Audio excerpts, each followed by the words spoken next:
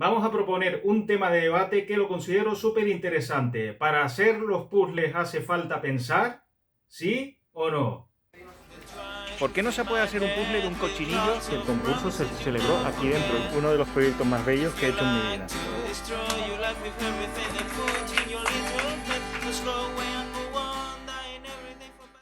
Muy buenas puzzleros, ¿cómo están? Espero que delante de un montón de piezas como siempre. Este es un tema que no lo he sacado yo, sino que salió en un grupo de Facebook dedicado a los puzzles. Yo no sé si lo he comentado en algún vídeo, pero seguramente si no lo he comentado aún saldrá en algún vídeo de estos que hay programado para los próximos meses. Pero hace unos meses dejé de participar en los grupos de Facebook de puzzles. Bueno, prácticamente no solo de Facebook, sino de cualquier red social. Solamente cuelgo en Instagram los puzzles que voy haciendo y me dedico exclusivamente al canal de YouTube, por motivos que no vienen al caso y que ya expliqué en su momento en los vídeos. Pero sí que me gusta ir por los entornos, por las redes sociales, a ver si se cuece por ahí, porque hay temas interesantes que me sirven para coger ideas. Y aquí se propuso un tema muy interesante desde mi punto de vista, que era si los puzzles, si haciendo puzzles se pensaba. ¿Cuál fue el motivo para que llevó todo este planteamiento? Pues que en algún reportaje que se había dado por ahí, pues que se decía que pensar cansaba. Voy a dar mi opinión al respecto. Yo, evidentemente, ya sabéis que soy un jugador de ajedrez, aparte de puzzlero de velocidad, y puedo decir con profunda rotundamente, que pensar cansa. Eso para empezar, pensar cansa. Y pensar a lo mejor durante una media hora cansa un poco, durante una hora cansa un poco más, durante 2 horas cansa bastante, durante 3 horas cansa mucho, y durante 4 horas pues te aseguro que inevitablemente cuando termines de la partida sentirás que tienes que ir a comer algo porque estás reventado. De hecho, es muy recomendable ir tomando alimentos ligeros durante la partida, muy ligeros, para recuperar energías, porque es que se pierde mucha energía al pensar. Y desde luego el ajedrez es un deporte que te obliga a pensar en cada rato, no a pensar en un momento sí y en otro no, no, todo el rato. Enlazo con los puzzles. Enlazo con los puzzles porque muchas veces pues se piensa que los puzzles son, con razón, un método de relajación, un método de escape, un método de entrar en otro plano paralelo, un método de escaparse del mundo real. Y a lo mejor, pues lo que se trata de evitar precisamente es de pensar, pero de pensar en las acciones que acometemos cada día. Evadirnos, o sea, tratar de no pensar haciendo un puzzle. Pero ¿realmente lo conseguimos? Yo voy a dar una explicación, creo que tengo una explicación bastante coherente, y es que si me tienen que preguntar si haciendo puzzle se piensa o no, no puedo ni decir ni un sí rotundo y no puedo decir tampoco un no rotundo. O sea, no es ni un sí ni un no. Es depende, hay porcentaje. Y ahora voy a empezar con los ejemplos que como mejor se entienden las cosas. Si yo estoy haciendo un puzzle en casa, con toda la tranquilidad del mundo, tal vez mi ratio de pensar respecto a mi ratio de relajación, pues tal vez esté entre un 20 y un 80%. O sea, realmente pienso en la pieza que son más difíciles y en las otras como más o menos voy haciendo por ahí, tampoco me importa ir rápido, sino me importa mucho menos la rapidez, sino el azar, el ir disfrutando, encontrándome con cosas por ahí de casualidad, ni siquiera clasificar piezas, pues como hago lo que me da la gana, pues tampoco estoy pensando en estrategias, estoy pensando en cómo ir más rápido y estoy pensando en cómo acortar atajos para dar, o sea, no acortar atajos, sino utilizar atajos para terminar antes el puzzle. O sea, que me da igual, por lo tanto pienso lo mínimo posible. Incluso, mientras estoy haciendo un puzzle puedo estar atendiendo a otra cosa, escuchando un podcast, una película, música, incluso, pues, no estar totalmente centrado en el puzzle, sino estar con la oreja en ver lo que pasa por ahí. En estar escuchando un LP de los Beatles, pues estar más pendiente de los Beatles que los puzzles, incluso hacer el puzzle con la música de los Beatles, al ritmo de la música de los Beatles y poner las piezas a su ritmo, o estar escuchando una película que no viéndola, pero estar captando su argumento a la perfección. Así que digamos que está un poco dividida la cosa. En estos casos de montaje casero por el puro placer, pues el ratio de pensar y el ratio de simplemente montar pues está un 20-80, el principio de Pareto, como siempre digo. Siempre al final todos termina siendo el principio de Pareto. Pero luego, ¿qué es lo que ocurre? Luego, si en ese montaje casero Y aquí enlazo con el siguiente punto. Si en este montaje casero, por repente hay una pieza que se nos atraviesa o realmente el puzzle es muy difícil, pues oye, ya no creo que sea ese 20-80. Creo ya que nos tenemos que poner a pensar de verdad. Si estamos haciendo una superficie uniforme, si hay una pieza que no encontramos ni a tiro, incluso si creemos que hemos perdido una pieza y empezamos a mirar dónde la hemos perdido, porque no la encontramos en la caja ni en ninguna parte, pues tiene que, ese escape a la realidad tiene que sustituirse por un pensamiento genuino. Y pensar, según la Real Academia Española, y estoy hablando de memoria, significa concordar algunos pensamientos con el fin de llegar a un juicio de algo.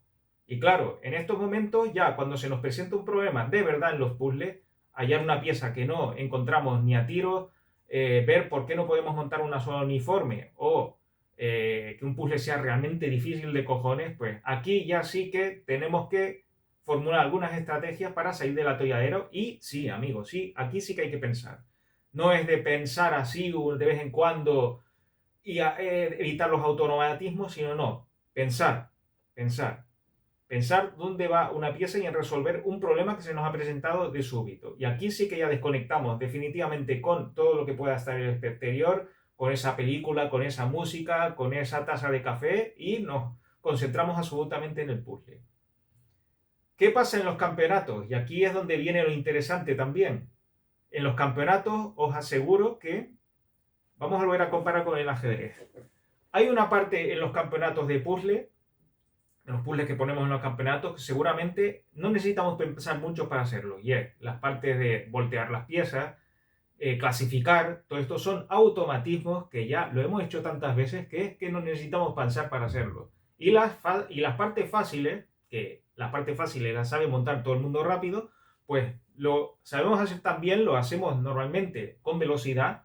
Da igual que seas el campeón del mundo o que seas un jugador de estos que queda bien clasificado o clasificado por ahí por en medio, que a lo mejor nunca ha ganado nada, pero no lo hace mal, pues yo creo que ahí no hay muchas diferencias y todo el mundo lo hace rápido y todo el mundo tampoco necesita pensar. De hecho, cuanto mejor eres, pues menos piensas, porque todos son automatismos. Retomo dos anécdotas para explicar esto. Mi padre, cuando ejercía de aparejador, pues tenía obras diseminadas por toda la isla de Tenerife que tenía que supervisar. Y a veces le tocaba pues darse la vuelta a la isla, supervisando una obra en el norte, otra obra en el oeste y otra obra en el sur. Y tenía que dar todos los días la vuelta a la isla con el coche, un escarabajo, que yo, por cierto, también utilicé. Maravilloso coche de la escuela alemana. Y un día... luego esto nos lo contó hace mucho tiempo, porque yo soy arquitecto profesión y sé muchas anécdotas, evidentemente, de la profesión de mi padre, porque con eso he aprendido muchísimo yo. Contaba que es que un día salí de la última obra, ya cuando eran las 5 o las 6 de la tarde, y tenía 80 kilómetros para Santa Cruz de Tenerife, que era la obra que creo que estaba al oeste de la isla. Y me puse un programa de radio. Y como ese recorrido ya lo había hecho tantas veces, lo hacía a diario durante algunos meses, pues puso programa de radio en el coche y se fue a casa conduciendo. Y cuando aparcó en el aparcamiento de casa, pues se dio cuenta de que no sabía cómo había llegado ahí. Todo lo había hecho automáticamente. Desde el oeste de Tenerife, de la isla de Tenerife hasta Santa Cruz de Tenerife, unos 80 o 90 kilómetros. Estamos hablando de los años 70. Estamos hablando de los años 70, que había autopistas, a lo mejor 20 kilómetros de autopista en la isla. Lo demás eran comarcales o alguna nacional de 2 carriles de estas. Lo había hecho automáticamente y no se acordaba de ninguna maniobra que había hecho. Automatismo. ¿Por qué? Porque un recorrido aparentemente difícil en carretera, pues ya lo tenía memorizado. Con el ajedrez pasa lo mismo.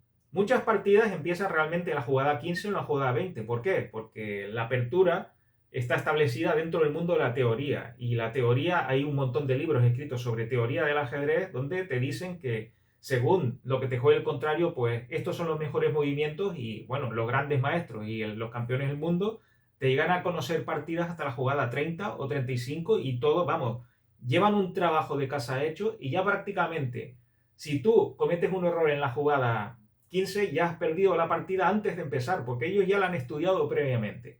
¿Qué hacen? Que juegan automáticamente durante 15, 20 jugadas y no piensan porque lo tienen todo en el cerebro. En los puzzles es lo mismo. En los campeonatos de puzzles es lo mismo. Cuando estamos haciendo las partes fáciles, las partes de automatismo, sobre todo cuando más ensayamos las partes, más automatizadas quedan y menos tendremos que pensar. No es solo montar los bordes, no solo voltear las piezas, no solo clasificar, no solo aprender a hacer las piezas, las zonas uniformes, sino si empezamos a incluir cosas como clasificación morfológica, como saber hacer las zonas que no son uniformes, pero que son el engrudo, a tratar las zonas esqueleto, distinguir las cremalleras, cómo se hacen las zonas gradientes, o sea, cuanto más bagaje tengamos de experiencia y de destreza en montar ciertos tipos de puzzles, pues más automatismos adquiriremos y no tendremos que pensar a la hora de tomar decisiones. O sea, cuanto menos decisiones tomemos en el montaje de un puzzle de campeonato, mejor nos irá, porque todo ya lo tendremos que dar al instinto, al automatismo. Y claro, yo estoy convencido de que cuanto menos piense una persona en un campeonato, pues mejor será para ella, o sea, mejor clasificada quedará. Pero eso no quiere decir que no se piense, eso quiere decir que esa persona ya lo ha pensado todo 40.000 veces antes a base de entrenar, entrenar, entrenar y entrenar. Por lo tanto, ¿cuál es la conclusión? De que para hacer los puzzles hay que pensar. Sí, depende del objetivo, también. Si es un objetivo meramente lúdico, pues se piensa bastante menos. Si es un objetivo competitivo, se piensa mucho más. Pero si es un objetivo competitivo, pues a medida de que vayas aumentando el nivel y que te hayas encontrado un montón de situaciones antes y hayas entrenado un montón de situaciones antes, pues a la hora de la verdad tendrás que pensar mucho menos porque serán los automatismos los que piensen por ti. Tú no tendrás que pensar, ya lo has pensado meses antes o uno o 2 o 3 años antes con todas tus horas de entreno. Pero haber puesto mi granito de arena en este debate, que la verdad es que a mí me ha gustado mucho, y hasta el siguiente vídeo, seguimos aprendiendo como siempre digo. Si te ha gustado este vídeo, puedes hacer 3 cosas. Suscribirte a mi canal, Alejandro Arias Puzzles, para saber cuándo publico nuevo material. Compartir este vídeo con tu familia y amigos en las redes sociales. Saber que he publicado el libro La Fiesta del Puzzle, donde te ayudo a descubrir trucos de armado, todos los concursos y eventos en los que puedes participar y cientos de testimonios y trucos de puzzleros famosos.